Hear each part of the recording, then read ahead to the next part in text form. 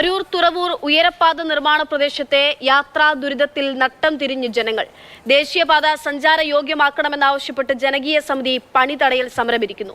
കുണ്ടും കുഴിയും നിറഞ്ഞ അപകടങ്ങൾ തുടർക്കഥയാകുന്ന റോഡിൽ ഹൈക്കോടതിയുടെ ഇടപെടലുണ്ടായിട്ടും പ്രശ്നത്തിന് ശാശ്വത പരിഹാരമായിട്ടില്ല. എസ് രാഗിൻ വിവരങ്ങൾ നൽകാനായിട്ടുണ്ട്. രാഗിൻ,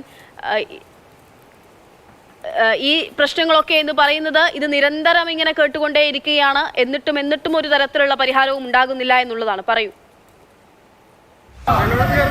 അരൂർ തുറവൂർ ആകാശപാതയുടെ പണിതടയൽ സമരം ഇപ്പോൾ പുരോഗമിച്ചുകൊണ്ടിരിക്കുകയാണ്. ജോലികളെല്ലാം ഇവർ തടസ്സപ്പെടുത്തിക്കൊണ്ടിരിക്കുകയാണ്. കാരണം ഇതിലൂടെ ജീവിക്കാൻ കഴിയാത്തൊരു സ്ഥിതിവിശേഷമാണെന്നാണ് ഏവരും പറയുന്നത്. അത്രത്തോളം നരകയാതന അനുഭവിക്കുകയാണ് ഏവരും. വലിയ പ്രതിഷേധം ആണ് ഉയർത്തുന്നത്. എന്താണ് ഇതൊരു സൂചന സമരമാണ്. കാരണം ഞങ്ങൾ കഴിഞ്ഞ ജൂലൈ 30-ാം തീയതി 9,000 പേരെ നിർത്തി ഞങ്ങളൊരു മനുഷ്യചങ്ങല നടത്തിയതാണ്. അതിനുശേഷം ചെറിയ മാറ്റങ്ങളൊക്കെ റോഡിലുണ്ടായി. പക്ഷെ വീണ്ടും വലിയ ദുരിതത്തിലാണ്. ഇപ്പൊ കഴിഞ്ഞ ആഴ്ച 2 പേരാണ് റോഡിൽ മരിച്ചത്. ഈ ചന്ദ്രൂർ തന്നെ 2 പേര് മരിച്ചു. അപ്പൊ ഇനി ഇങ്ങനെ അംഗീകരിച്ചു പോകാൻ പറ്റില്ല. ഞങ്ങൾക്ക് അവര് അംഗീകരിച്ച 3.5 മീറ്റർ റോഡും അരൂര് അമ്പലത്തിന്റെ അടുത്തുനിന്ന് പള്ളിയിലേക്ക് 7 മീറ്റർ റോഡും ഞങ്ങൾക്ക് കിട്ടണം. പിന്നെ ചന്ദ്രൂർ തോട് ഇവര് വേസ്റ്റ് വെള്ളം കൊണ്ടുപോയി അടിച്ച് തോട് ഇപ്പൊ 2ആയിട്ട് മുറിഞ്ഞുപോയി. അത് അടിയന്തരമായി അവിടെ നീരൊഴുക്കുണ്ടാക്കി കിട്ടണം. അതായത് ഈ സഞ്ചാരയോഗ്യമാക്കുക പാത എന്നടക്കമുള്ള ആവശ്യങ്ങൾ നിർവഹിച്ച ശേഷം ജോലി തുടർന്നാൽ മതി എന്ന നിലപാടാണ് നിങ്ങൾക്കുള്ളത്, അല്ലേ? എന്ന നിലപാട് ഞങ്ങൾക്കില്ല. അടിയന്തരമായിട്ട് ഇങ്ങനെ ചെയ്തില്ലെങ്കിൽ ഞങ്ങൾ ആ നിലപാടിലേക്ക് എത്തേണ്ടി വരും. കാരണം ഈ രാജ്യത്തെ ഏറ്റവും വലിയ വികസനമാണിത്. പിന്നെ ഏറ്റവും വലിയ എലിവേറ്റഡ് ഹൈവേ എന്നുള്ള രീതിയിൽ രാജ്യത്തെ ഏറ്റവും വലിയ വികസനമാണ്. ഞങ്ങളുടെ നാട്ടിലൂടെ തന്നെ ഞങ്ങൾ എല്ലാവരും അഭിമാനിക്കുന്നതിന് ഞങ്ങൾ ആരും ഇതിനെതിരല്ല.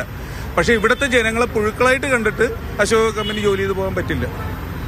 അതുകൊണ്ടിട്ട് എത്രയും പെട്ടെന്ന് ഞങ്ങൾക്ക് സഞ്ചാരയോഗ്യമായ 3.5 മീറ്റർ റോഡും അരൂര് മുതൽ 7 മീറ്റർ റോഡും ഞങ്ങൾക്ക് അടിയന്തരമായിട്ട് ചെയ്ത് കിട്ടണം. ഇപ്പൊ കമ്പനി അത് ചെയ്തു തരാമെന്ന് പറഞ്ഞിട്ടുണ്ട്.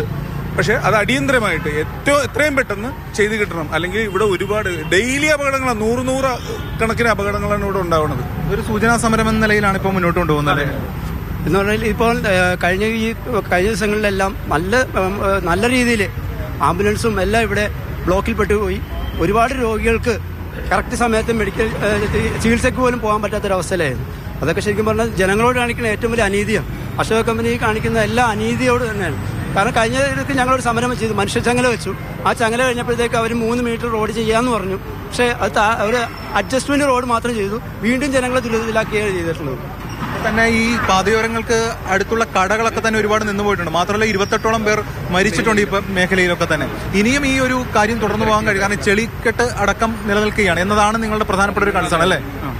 അല്ലെ, ഏകദേശം 250 മേലെ സ്ഥാപനങ്ങൾ അടച്ചുപോയി. എന്നിട്ട് ഇത് എല്ലാവരും ഇതിനോട് സഹകരിച്ചുകൊണ്ടിരിക്കുകയാണ്. പക്ഷെ ഇപ്പൊ പുറത്തോട്ട് ഇറങ്ങാൻ പറ്റാത്തൊരവസ്ഥയും അതുകൊണ്ടിട്ടാണ് ജനങ്ങൾ വീണ്ടും ഒരു സമരത്തിലേക്ക് ഇറങ്ങേണ്ടി വന്നത്. 1.5 വർഷത്തിന്റെ ഇടയ്ക്ക് അതിൽ 40ഓളം ആൾക്കാർ മരണപ്പെട്ടിട്ടുണ്ട്. 100 കണക്കിന് ആൾക്കാർ, അതിൽ കൂടുതൽ ആക്സിഡന്റായി കൈയും കാലും ഒടിഞ്ഞ് വീടുകളിൽ കിടക്കുന്നു. അതിന് കണക്കില്ലാത്തത്. ഇനി അങ്ങനെ ഒരു സംഭവം ഉണ്ടാവാൻ പാടില്ല. അതാണ് മെയിനായിട്ട് ഞങ്ങളുടെ ആവശ്യം. അതിന് അശോക കമ്പനി നല്ല രീതിയിലുള്ള ഒരു സഞ്ചാരയോഗ്യമായ റോഡ് നിർമ്മിച്ചു തരിക. അതാണ് ഞങ്ങളുടെ ആവശ്യം. എന്തായാലും ജനകീയ പ്രതിഷേധം ഇപ്പോൾ നടന്നുകൊണ്ടിരിക്കുകയാണ്. നേരത്തെ സൂചിപ്പിച്ചതുപോലെ ഏറ്റവും വലിയൊരു വികസന പദ്ധതിയാണ്. പക്ഷേ ആ വികസന പദ്ധതി നടപ്പാക്കുമ്പോൾ അതിനു വേണ്ട മുൻകരുതലുകൾ അല്ലെങ്കിൽ മുന്നൊരുക്കങ്ങൾ എടുക്കേണ്ടതല്ലേ എന്നതാണ് ചോദ്യം. പക്ഷേ ഒരു തരത്തിലുള്ള മുന്നൊരുക്കങ്ങളും ഇവിടെ എടുത്തിട്ടില്ല എന്ന് നമുക്ക് ഈ പ്രദേശം കണ്ടാൽ അറിയാം. ഹൈക്കോടതി അതുകൊണ്ടാണ് നേരത്തെ ചോദിച്ചിരുന്നത് ജനങ്ങൾക്കൊരു വിലയുമില്ലേ എന്ന്. അത്തരത്തിൽ ഒരു വിലയുമില്ലാത്ത രീതിയിൽ ട്രീറ്റ് ചെയ്യുന്ന ഒരു നടപടിക്കെതിരെയാണ് ഇപ്പോൾ ജനങ്ങൾ മുന്നിട്ടിറങ്ങി പ്രതിഷേധിക്കുന്നത്. അതായത് ഈ നിലയിൽ തുടർന്നാൽ വീണ്ടും ശക്തമായിട്ടുള്ള പ്രതിഷേധവുമായി രംഗത്തിറങ്ങും എന്നതാണ് അവർ മുന്നറിയിപ്പ് നൽകുന്നത്. ക്യാമറമാൻ അനീഷ് തോട്ടക്കാടിനൊപ്പം എസ് രാഗിൻ, മാതൃഭൂമി ന്യൂസ്, ആലപ്പുഴ.